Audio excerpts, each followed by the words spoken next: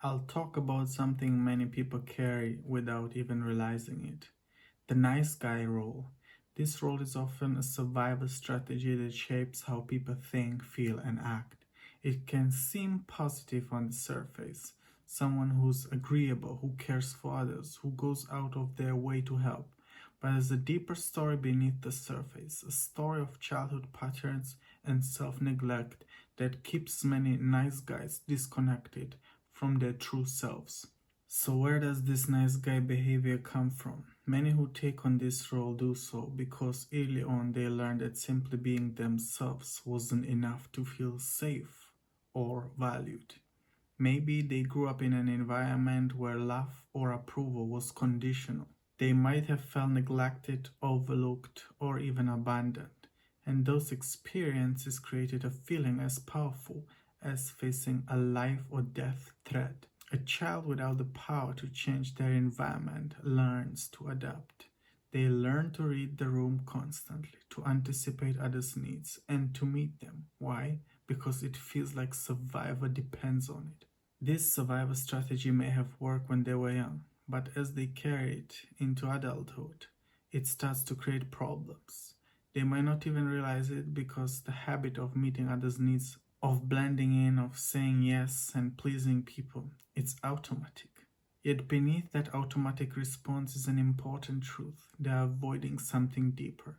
Every time they try to break out of this pattern, they come up against the same old fear, as if changing means facing a kind of death. Now imagine what it's like to feel that fear as an adult. Trying to set a boundary or say no might feel like an innocent, even healthy choice to most people. But for someone in the nice guy role, it feels like risking everything. Their mind and body are telling them if you stop meeting others' needs, if you disappoint someone, you lose everything.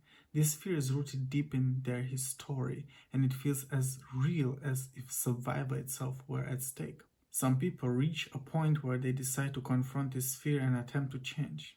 And change means facing that intense feeling head on, working through the discomfort, the anxiety, and even sense of loss. What are they losing? They are losing the familiar role, the safe pattern, the self that survived by sacrificing its own needs. It's no small thing. This change can be daunting.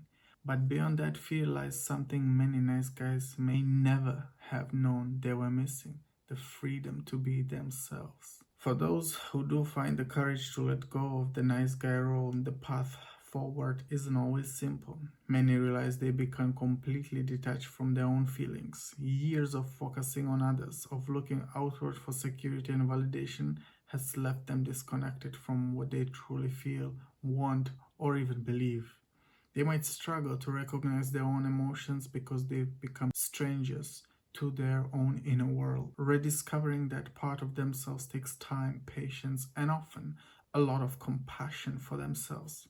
The journey to reconnect with their true feelings isn't a quick fix. They may have to learn to sit with emotions they once ignored: anger, sadness, even joy. They all feel different when they're allowed to surface freely. It's a process of learning, of getting in touch with needs and desires that were suppressed for so long. And as they begin to rebuild this connection, they start to realize something important: their sense of worth never truly depended on others' approval or needs. As they work through this journey, they often find a new source of strength.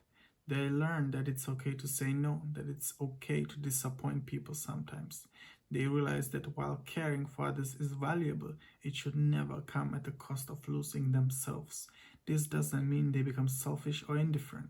Rather, they become more authentic, more grounded, and more capable of building relationships based on mutual respect rather than silent sacrifice.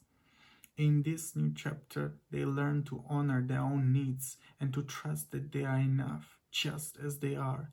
The paradox is that in letting go of the need to constantly please others, they actually become more whole, more centered, and more capable of genuinely caring, not from a place of fear, but from a place of inner strength. They learn to say, I matter too.